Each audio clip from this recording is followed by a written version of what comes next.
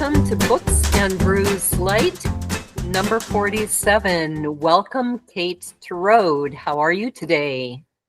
I'm doing fantastic. Thank you for having me.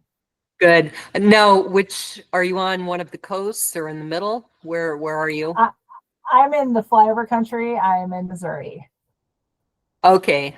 I'm not actually too far from you, relatively speaking. I'm over here in the Appalachians. So, Okay, mm, not too yeah, far. and I know a couple people in Missouri. In fact, I think three now. So, one of Oh, our farm hands just moved away, and he went to. He's on the border of Arkansas and Missouri. So, oh, I it's wish him the beautiful. best. He was a great helper. So, you have what I discovered as I was reading is a rather unique book. It's comedy, it's humor, but it's also about the corporate world. And Yeah. as I was reading, I got a huge kick out of all the buzzwords and buzz phrases they were throwing around because my husband works from home. And so he's on meetings all day long. And every time I walk past his office or, below it, because he's upstairs, I hear somebody saying, okay, I'll reach out. And at a certain point, I got so frustrated, like, can we not use other verbs like I will call you, I will email you, I'll get in Nope. touch with you, I'll contact? Nope. So it became our drinking game. So every time somebody says, I'll reach out, we have to have a shot. Oh, So I wish we could do that in the office. I'm sorry, what? I said, I wish we could do that in the office. That would be amazing. Right. Everybody would be very drunk by the end of the day, I guarantee it. So tell our wonderful audience all about your book and how it So, came to be. so my book, it came over a number of years, but it was basically, as I'm reaching middle age, we all have these dreams when we're younger and in college, and we want to be writers or we want to be artists or something, and we want to contribute something. And then we decide, oh, we have to have a job because we have a car payment, a mortgage, or we have children and things like that. And you kind of fall into that trap of, just putting your dreams aside and just living this existence. And I just decided, you know what, my dream has always been to write a book. And why don't I write a book about me wanting to write a book? And Yes. so that's what I did. And so, like, the first third of the book is about my character Mallory, who's based very much on myself, her journey writing her book. And then the rest of the book is kind of, well, it's not kind of, it is. It's stories, just ridiculous stories from my own life, from the perspective of Mallory, and just how, everyday things can be so amazing, so ridiculous, and so fun. And you can turn the mundane into the extraordinary. So, Right. Well, and that's, I think what you're kind of saying in a way is everything is gold to a writer, which is the motto yeah. I live by. So we live here on a farm, and as anyone who's listened to me knows, the big event of this summer, one of them, I had 6 really bad weeks in a row. So it started with a ram trampling me, literally knocking me flat on my back and running across me. And Oh my God. miraculously, I was not hurt. Yeah.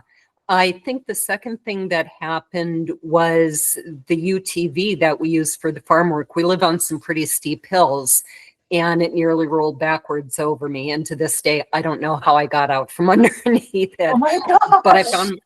I found myself on my back in a pile of brush. Like, I don't even know how I got here. And then the third thing that happened was we brought home this absolutely wonderful new dog to be a companion to our dog.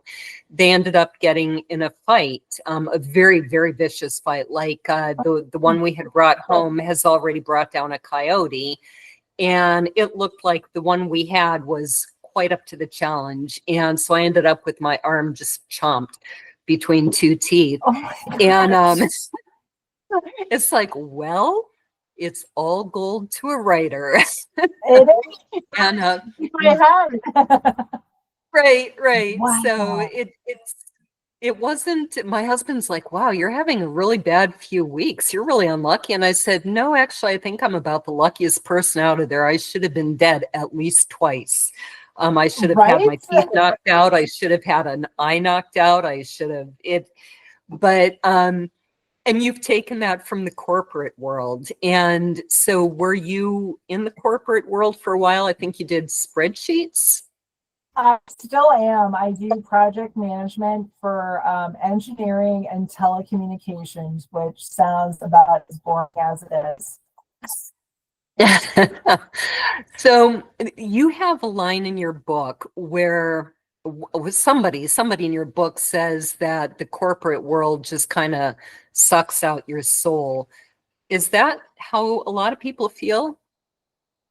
I think people feel that way. I mean, a lot of my coworkers, the conversation is not necessarily in those words, but Mhm. a phrase that comes up a lot is this it? Is this my life? Yeah. And I use that Yeah. throughout the book.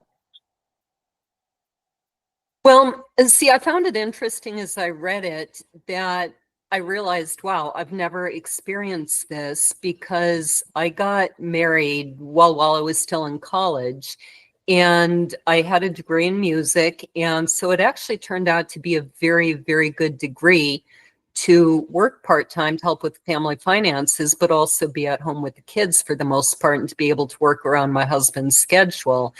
And as I was reading your book, I realized, wow, I've never experienced that. And I think my husband too, he loves what he does. So there are weeks where it's like, oh man, what's going on in this company? But for the most part, he loves what he does and he values what he does. And so do a lot of people feel that what they're doing is not important? I think that's the impression that I get. I think as you get deeper, like I've been in the corporate world for almost 25 years, and you start to get lost in that muddle. You have these specialized tasks and you have and I think you lose sight as to what it's doing in the big picture. So you start to feel devalued, and Mhm. you start to think, am I doing anything? Is this worth anything? And is this what I'm meant to do? And of course, we all have our aspirations, but it's like, we have to pay our bills, we have to do this, but am I happy? And I think a lot of us, when we get to a certain age, we're like, am I happy doing what I'm doing? You know, I'm Mhm. I'm sustaining a lifestyle, but am I happy? And that was the biggest thing for me. And that's what I hear from my coworkers and other my friends and things like that, is this what I'm supposed to be? And you Mhm. kind of become one of those corporate cogs. Do you feel that writing the book, and in fact, another part of the book, somebody says the writing changed Mallory. Do you find that's sort of what happened for you too? I do. I think in writing the book, it changed my perspective. It gave me a different level of confidence in myself. I think it Mm-hmm. showed that I'm not tied to what I think I'm tied to. I'm not just my job, I'm something else. And I think a lot of people Right. identify themselves by their jobs, their job titles and what they do, and that's their sense of accomplishment. And there are so many other things you can do. So this, in the month since my book's been out, I felt this like different confidence in this different shift in my thinking. So yeah, Mm-hmm. I definitely a shift for Yeah, sure. and I think that is so true. One of something else that came out in the book was people were looking at Mallory like, "Oh my gosh, you're writing a book. Like this is magical." Did you get sort of a similar response? I did. When I started telling, I had a close group of friends that I was telling that I was writing this book, and they were very encouraging. And then I think when the book came out, I think especially people that I work with who have known me, I've worked the same job for 15 years. Hmm. They're like, "You wrote a book? What?" and then they saw the book, and then they bought the book, and it just kind of shifted their perception on who I was as a person. But a lot of people come to me and they're like, we've always wanted to write a book, or we've always wanted to do this, and that's so brave of you, or so courageous, and it's like anybody can do it. You can just do whatever you want to do. Right. And I believe that's so true, because when I wrote my 5 series books, my series of 5 books, I had most of my 9 kids living at home. And so, which is very funny because they're all out of the house now. All I have to do is feed the sheep twice a week because our farmhand does it the other 5 days. And I'm still like, I don't have time for anything. Of course, there is a lot going on around here. It is more than just feeding the sheep. But I think that's so true, that so many people say, I want to do this. And my answer is, well, then you need to make the time and go do it. And do you have a reading ready from your book? I do. I do have a very short reading. Okay. If you would like me to read it, I would love to. So, yes, before you start reading, I would just like to ask our listeners to please like, share, and subscribe. It does help our channel grow, and that helps me bring more authors to you. So I would really appreciate that. It costs you nothing. So go ahead. Okay, the title is Mallory and the Climate Crisis of Her Own Making. Mallory Reynolds had always suspected she was part reptile. It is not cool like a Komodo dragon, but more like a neurotic garden snake that can't regulate its own body temperature. The evidence? Her house was a bizarre, self-sabotaging war zone of climate control. It all began innocently enough. There's one fan at bedtime, a little white noise, and a gentle breeze. But as the years passed, Mallory's fan collection grew like some deranged wind farm. There was the ceiling fan, the floor fan, 2 desk fans, and a box fan named Carl because he hummed like a kindly older adult, and a sleek, overpriced Dyson that she only bought so guests would stop calling her a fan hoarder. And yet no fan was ever enough. Mallory required movement in the air, constant movement. If the breeze dropped for even a second, she'd bolt upright in bed, gasping like a Victorian woman suffering from a fainting spell. Thank you. Yeah, I did get a kick out of Mallory. And again, she's something I can't really relate to because I've never held a full-time job in my life. And not saying that like it's a good thing or a bad thing. It's just the way my life turned out, that we chose for me to mainly be home with the kids. And then I taught music lessons part-time. And so I think if I understand correctly, you kind of found some meaning and deeper purpose in your life by writing. I did. And go ahead. What would you advise for other people who are kind of feeling like they're stuck in the rut? Let's say they have no interest in writing. What would you recommend they do? I think if you have no interest in writing, I think go back and think, go back to when you were a child. What did you want to be? What were your aspirations? What did you want your life to be? And kind of follow that pathway. Not all of us can be firemen or ballerinas. Right. But did you want your life to have meaning? Did you want it to have purpose? Did you want to make a difference? If that's the type of person that you want it to be, then look into how you can give back. If you want, you don't have to quit your job to do that. You can, give back to your community. You can do things like that. But listen to your heart and think about what is genuinely making you happy, and what do you feel like you're missing from your life? We all have that gap that we have. Right. And listen to it. Right. So I want to go back to this kind of question of writing changes people. I believe that is true, but why do you think it does change people? I think when you write, it causes you to look within yourself, whether you're writing a semi-autobiographical or you're just writing, fiction, nonfiction, whatever. It causes you to to look within yourself and why are you writing this? What is your reasoning for writing this? What's your cause? And I think you learn more about yourself by doing that. Mhm. And whether it's if you're writing on a topic that you're interested in, why are you interested in that topic? What is making you write this book? And it causes you to think about yourself. And I think that is so important because a lot of times we don't have time to think about ourselves, what the world means to us. Right. So, And I think too, now I have kept a journal since I was 13, with very few breaks, really no lengthy breaks at all. And I have often said that, garbage is going to hit everybody in life. I'm not unusual in that way.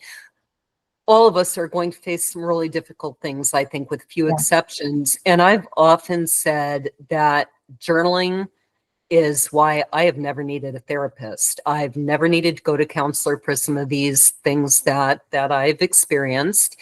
And in fact, I did briefly go to a counselor when there was a lot of crisis in my life. And after 6 months, she said, "You're about the sanest, most mentally healthy person I've ever met. You don't need to keep seeing me." And I was like, "Oh."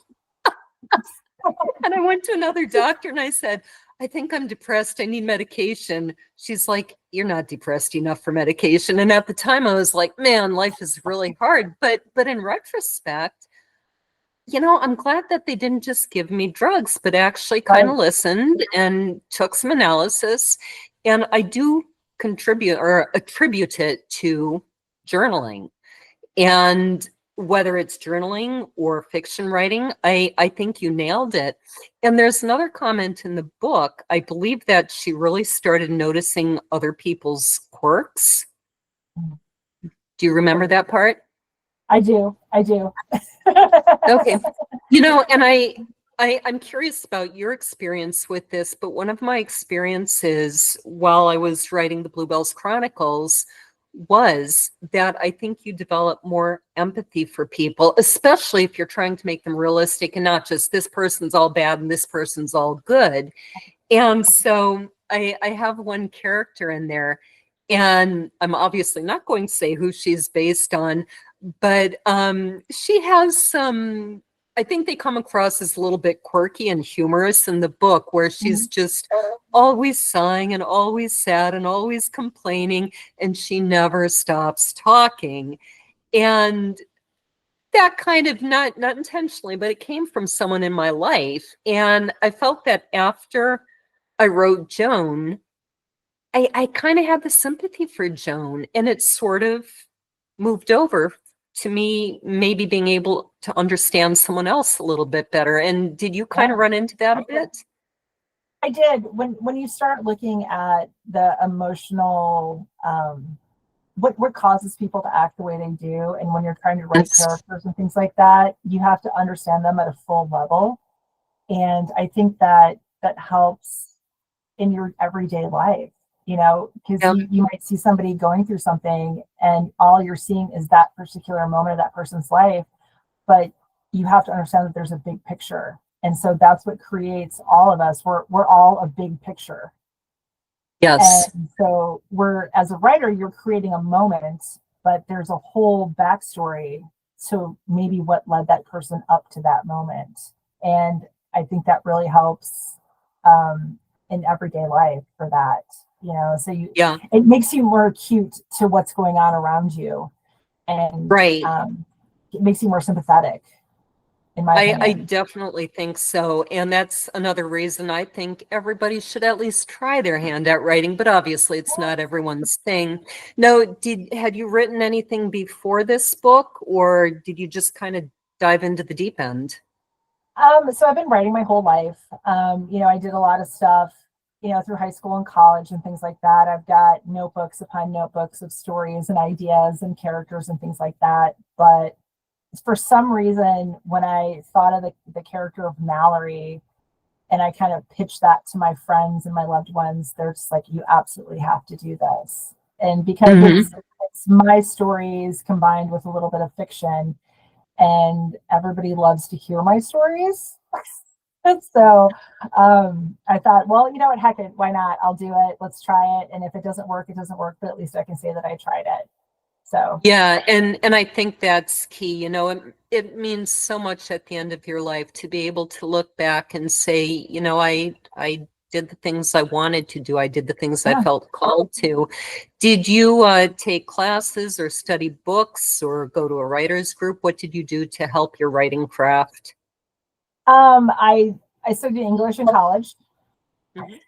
And I was always like the best creative writer in high school and things like that. Um, but I think just me reading, unfortunately, I had to say it, I didn't take any class, like any external classes after college. Mhm. I didn't go to any workshops, and I know that might be frowned upon. I don't know. But it was me kind of like Mallory was doing. She was just like writing her story, and Mhm. she didn't care if it was good or not. She just wanted to get her story out there. Yeah. And that was what I did. Right. Right. And I think reading is key, you know, and as a musician, you know, that's probably the biggest mistake I made. I never wanted to listen. I wanted to be doing it myself. And I think that it applies to both writing and music. You need to listen to the music to get good, and you need to read other authors' work. What about your publishing journey? What was that like? So it was a self-publishing journey. And of course, you know, there's a lot of different avenues you can go to. But I wanted to have complete control over what my book was. So Hmm. I would take notes on the editing and things like that. And there was editing that was done, but it was always my approval how it was done. I did the cover design, which some people have some comments on my cover, but it's there for a reason. You know what? You can't please everyone. Exactly. Like my cover is the cover for a reason. And I tell people, like, if you read the Hmm. book, it makes sense. But Uh-huh. it was fairly easy, just for self-publishing. I mean, going through traditional publishing is a completely different um, experience, and I'm hoping that someday I get to experience that. But I figured I just want to get this book out, and I self-published it. So um, it Right. was fairly easy. Yeah, and I will say it's well edited. Did you have an editor, or did you do all the proofreading and I did all editing the yourself? editing. I did all the editing Okay. myself. Yeah, because I've read an awful lot of self-published books, and I think in general they're getting better and better. Um, but when I first started, say around 2009, and I was reading self-published books, a lot of them was like you really needed about 10 more drafts to Yeah. fill in plot holes and flesh out the characters and catch the typos. And I remember one, now there was one that really needed a lot of formatting and things like that, but my gosh, the story was so wonderful. I didn't care. But that may be the only book, because normally that sort of thing can get a little bit distracting unless it's just an It gets in your incredible head. story. Yeah, Yeah, it gets and in your this head. story, I wish I could remember the author's name, but it was about a company that's working on time travel, and they bring Mozart into the present. And Oh wow. it was a fantastic story. And it was, as a musician too, it was really neat to see his quirks that were kind of based on research, probably a little bit based on Amadeus, where, you know, he's portrayed as this very childlike man. Mhm. But then from the musician standpoint, to see how he kind of escaped this facility with some help and got out. I think they were maybe in New Orleans or around there, and he hears jazz. Now, imagine Mozart hearing jazz, and his music starts to change. And the company's kind of upset because they're like, no, we wanted you to just produce Mozart forever so we can sell more and more Mozart. Right. But so it was a fascinating psychological look too. And he was going to work on some of those formatting issues, but that was one I just didn't care. The story was so good. But That sounds amazing. mostly, Like yeah, if you mostly remember it, let me know. Yeah. I'll see if I can, now thanks to Copilot and Grok, things like that, I think it's a little easier than putting in search terms. So I'll see if I can find that and send you that I name. love that. Yes. Yeah, I would love to read it again. And on top of writing, so you're holding a full-time job, you're writing, and you're a multimedia painter. What kinds I of am. things do you paint? So I've been doing mixed media art for about 25 years now. My late husband got me into that, and he was the one that encouraged me to do it. He was the real artist in the family. He was a sculptor. And so I have been doing that, like I said, for 25 years, and I'm going to brag a little bit. I have That's what sold you're my here art. for.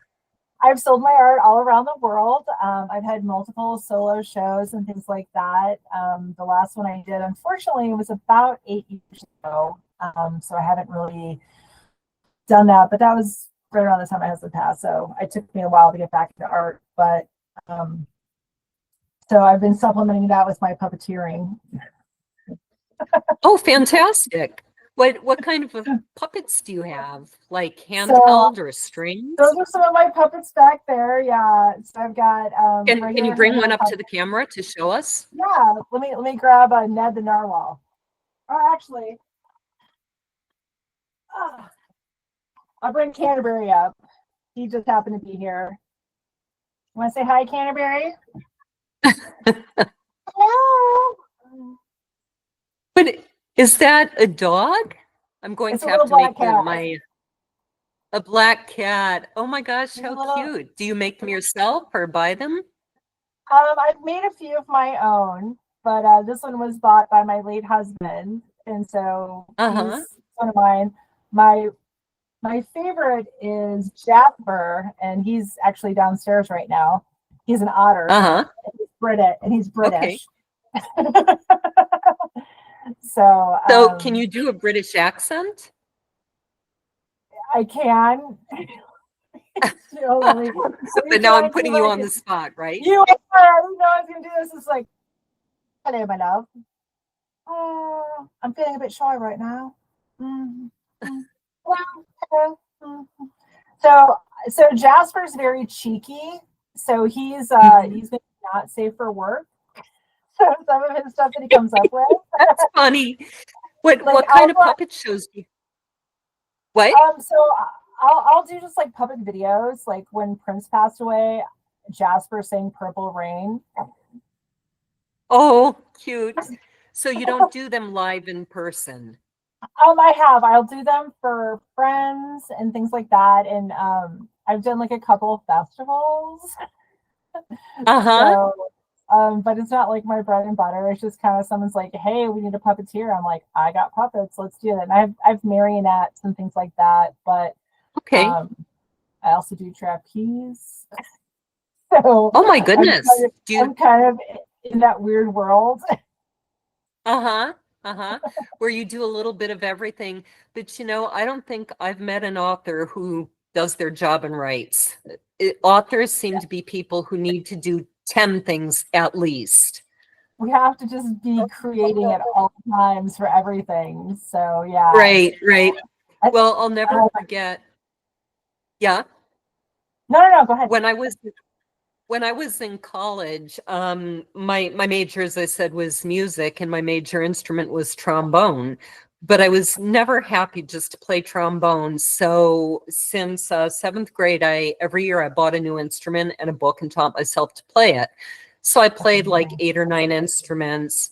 And then I wanted to be in the plays. I wanted to be writing. And I'll never forget my professor saying, in his Arkansas drawl, you got to stick to one thing. I'm like, No. I can't, and so of course, of all the trombonists he's taught, I am not the one who's playing in major symphony orchestra, my own darn fault, because I can't focus on one thing. But on the other hand, you know what? I enjoy the life I have because I enjoy doing all the things. Yes, absolutely. So, yeah, what is next for you? Are you going to get back to painting, more puppeteering, take up songwriting, another book? I've been continuing my painting, and I'm about 125 pages into my second book, whether anybody asked for it or not. So Yep. but yeah, so I've been doing that, and I've been working on a poetry book. Poetry has always been a love of mine since I was in junior high, so I'm kind of working on like a poetry anthology right now that is obviously very different from the Mallory saga. So just Right. keeping Very different.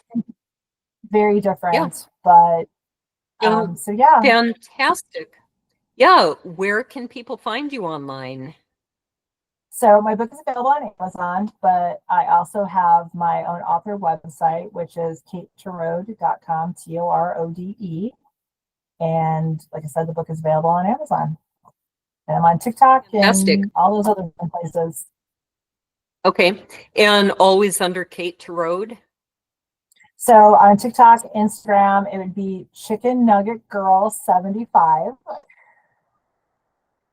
to stay with the theme of the book. Yes. So. And with it just being published, do you have any public events coming up? I do not as of yet. The closest thing I have is I just got a pop-up bookstore, but that's the date TBD. So great. Nothing new coming out. Okay. People can find me at booksandbrews.net. Obviously, anybody watching this knows where my YouTube channel is, or you wouldn't be watching it. You can find me at lauravosica.com. You can find our sponsor, gabrielshornpress.com. And what am I missing? Because as I said, we always have to do about 50 things. Yeah, you can see the ram who trampled me. He's now in our freezer. That's probably why he trampled me. He knew where we were trying to take him. He was a beautiful ram, totally white with the big black spot on his neck, because his father is a St. Croix ram, or St. Croix, who's all white, and his mother is a black belly ewe, so that's where the black spot came from. And there is an absolutely adorable picture of the two parents with him when he's like this big, brand new born. So anyway, yeah, you can see all our animals, our rabbits and our chickens and our dogs at Glenmerrill. I have to look at it, glenmerrillfarms.wordpress.com. And I should write it down correctly in my notes. Maybe I'll do that next time. So Gabriel Sorn, our sponsor, is starting the call for submissions for our next poetry anthology, and the theme this year is children. So if you would like to look that up and submit, I will put that on the video as it's scrolling by. Our next interview is with Elisha S. Lee, who combines faith and mental health. She's a counselor, and she believes that faith is a big component of mental health. And in fact, I was on her program twice a month or two ago. So she will now be on my program talking about her books. And we are looking for an author of a book with a December Christmas theme for our December interview. We are also putting out the call, looking for somebody who writes medieval fiction. I suppose it could be nonfiction, because we have a brilliant place that we would like to film an episode with medieval themes. So that is the end of our program, and thank you for coming. Cheers.